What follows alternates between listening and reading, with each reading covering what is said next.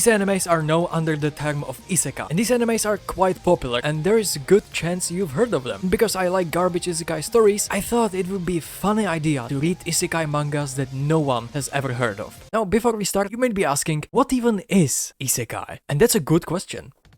It's shit.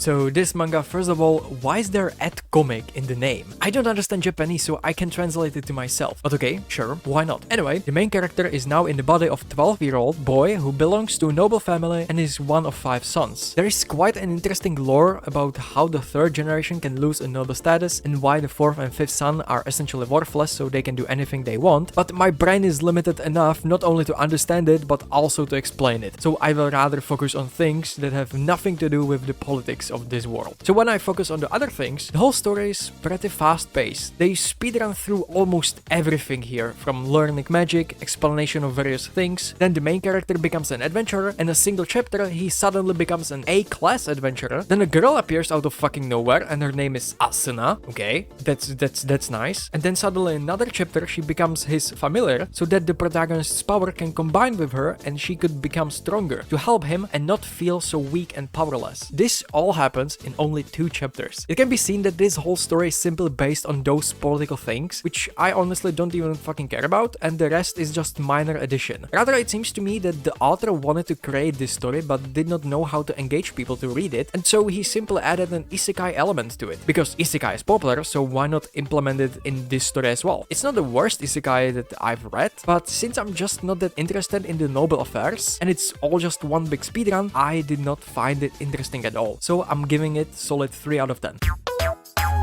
Reborn as a vending machine, and now I wander the dungeon. There's nothing that needs to be explained here. It's exactly what you think it is. There's just a guy who was reincarnated after trying to save a falling vending machine, and he died because he was crushed by it. And now he's just a vending machine in the fantasy world, where he treats people to things that they can buy from him. The fact that it may sound very strange, on the contrary, it is very fun and relaxing story. Very similar to another isekai story that recently got its anime adaptation, I Was Reincarnated as a Sword, which I haven't seen or read, so I'm just guessing that it's on the same basis of dementia. Anyway, I didn't expect a story about the sentient vending machine who travels with adventures and a girl who sees him as a friend would be one of the better stories, which will even have its own anime adaptation next season. And I'm really looking forward to it now, and now I know that I can expect a very relaxing story. There is really nothing much to say. It is fun, it is relaxing, it is weird, so I highly recommend reading it. It sounds weird, but it's fucking good, so 8 out of 10. This next manga is called The Serial Killer is Reincarnated into Another World, and just from the title I thought it might be quite interesting, and after reading it I was very surprised at how good it is. The story is about a guy who was a serial killer, and after killing several people he was sent to death row. But his story doesn't end here because the goddess of Another World has other plans for him, and that is to reincarnate him into the world of sword and magic. The point is that the goddess has already reincarnated 12 people and sent them on a mission to kill the Demon King. They succeeded in defeating the Demon King and thus established peace. But these reincarnators become bored in that world, and so they begin to use their special abilities for their own pleasure. This brings our protagonist to the scene, who is tasked with getting rid of those 12 reincarnators. But the catch is that unlike the other reincarnators, he will not have any special ability and will be completely ordinary person. And so he must use all his knowledge of killing people and cleverly think through his every step and find every little loophole on how to defeat the strongest heroes of the world. I did not expect the story to be so good and was pleasantly surprised. I can also include the very beautiful art and character design, and of course absolutely breathtaking action. The only flaw is that it has relatively few chapters, and that is why it sometimes seems that the story is too fast. I hope this will change over the time with more chapters, and that the story will continue to focus a little bit more on those bits of story that have already been mentioned. Anyway, this manga is exactly the reason why I wanted to make this video. I have an absolute demented idea, but in the end, thanks to that idea, I found a great hidden gem, which more people should know about. I really highly recommend reading this. Really, go read this manga. It is so great, and I've given it 9 out of 10.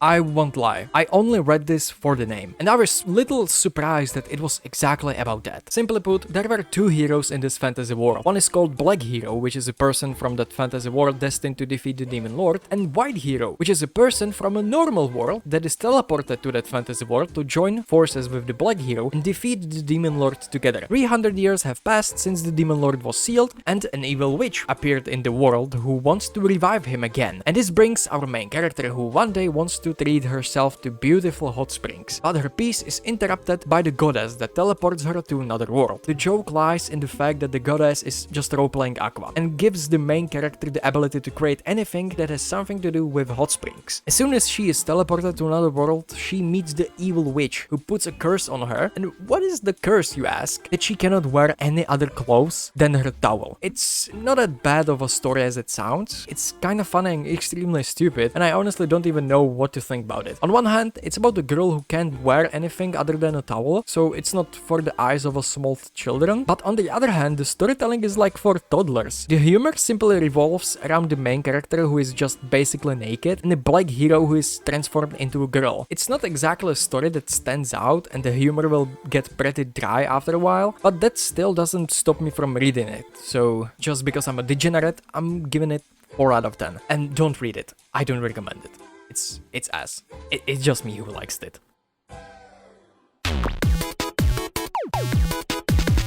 Queen of Hearts in Wonderland. This is a story that is built around the otome game genre. The main protagonist is the princess of that world, more precisely the world from the game she played. But the moment when she was giving her speech as the new princess, words came out of her mouth that she definitely didn't want to say. Then she finds out that she's under some kind of curse that made her this princess who sent everyone to their death. And now she's trying to reverse her fate and put everything back in order thanks to all her knowledge of the game. I'm not exactly into this otome game genre. Anyway, this one was original enough to keep me interested. And at the same time, personally, I really like this art style, which I don't know how to properly describe. This not exactly completely detailed and really simplistic. Maybe you understand what I'm talking about. If you liked stories like My Next Life as a Villainess, All Routes Leads to Doom, or I'm the Villainess, so I'm taming the final boss, it's kinda at the same basis as these stories, and I honestly think that this could also be one of those stories that should get a little more recognition. This manga is a bit short at the moment because it's still not finished, but it has its own uniqueness and references to Alice in Wonderland, so what else do you need? It's definitely not a story made for me or just for the main audience in general, but I still enjoyed it, so I'm giving it 7 out of 10. It was really enjoyable.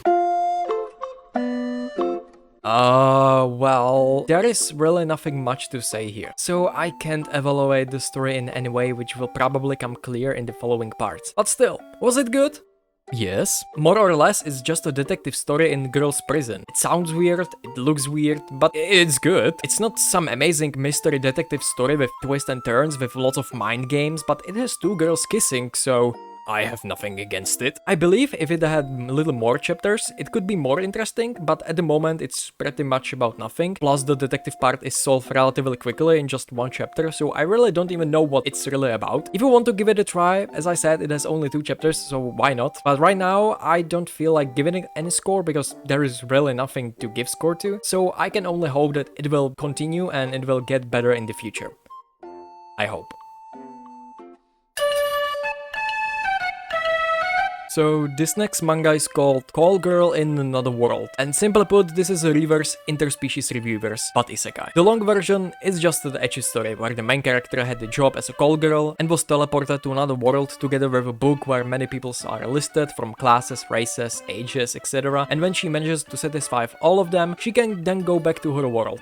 And yes, this is not hentai, surprisingly. So firstly, I really like the art, which is surprisingly very fucking good for this type of story. And secondly, obviously I like the cultured things that I definitely cannot show here on YouTube. Anyway, over time, a few things will begin to reveal. For example, why was the main character teleported to this world at all? And why am I even trying to find some kind of lore in this? I only read it the whole manga for one thing only. It's just all about a call girl trying to satisfy people. Yes, there is a story that gradually unfolds, but it still was fucking good anyway. So if you don't mind any cultured stuff and you like interspecies reviewers, then I totally recommend it. 7 out of 10.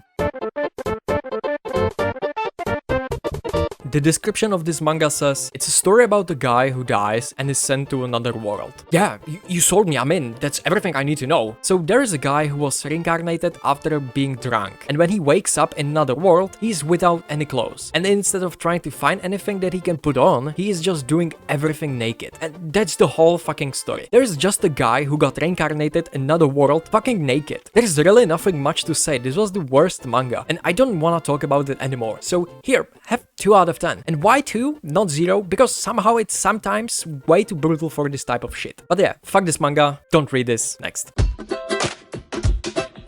So for this next manga, I have only 2 words. Isekai and game. This is an interesting story about an MMORPG game in which many people were reincarnated together with our main character. The point is that his parents died and now he's being taken care of by some guy who is now his stepfather. He lives a pretty shitty life and the only way to escape reality was to play this MMORPG game. But one day his stepfather deleted his profile and there is relatively explained why he did it, but I don't want to go into too much details. So the main thing is that he was reincarnated into that game as a completely new player. The story is that the main protagonist's younger sister was supposed to play a role in revenge of their stepfather, but after many people were reincarnated, including their stepfather, she's the only one that didn't die and now she's in a coma. But her time will eventually come when she will be reincarnated as well, and now our main character has to be as strong as possible at a certain time so that he can protect his sister from his stepfather so that he does not sexually assault her. At first it seemed like a very good story with awesome art, but unfortunately it doesn't focus that much on the level system of the main character, and just like that he becomes extremely powerful for no fucking reason. Then there could be the question of how strong he actually is, how much stronger he is than the other reincarnated people, and so on and so on. There's simply no proper explanation of his powers or the functionalities of his skills, but in any case it still has only 6 chapters translated, so maybe it will be improved by making the story focus on other things and not the power system. Even so, it still sounds pretty good despite this not very detailed explanation of the game's functionalities, and I have high hopes for this one, and it looks really fucking good. But right now, I'm not gonna recommend it. If you want to read it, go on, it's still way better than Sora Online, but as it is now, I'm giving it 6 out of 10, and I hope it will get better in the future. So yeah, this is the end. I have read 9 isekai mangas, and definitely this video wasn't just excuse for me to consume more isekai shit. Some of them were bad, and some were absolutely hidden gems. Anyway, I hope you enjoyed this stupid idea, and I will see you guys next time. Goodbye.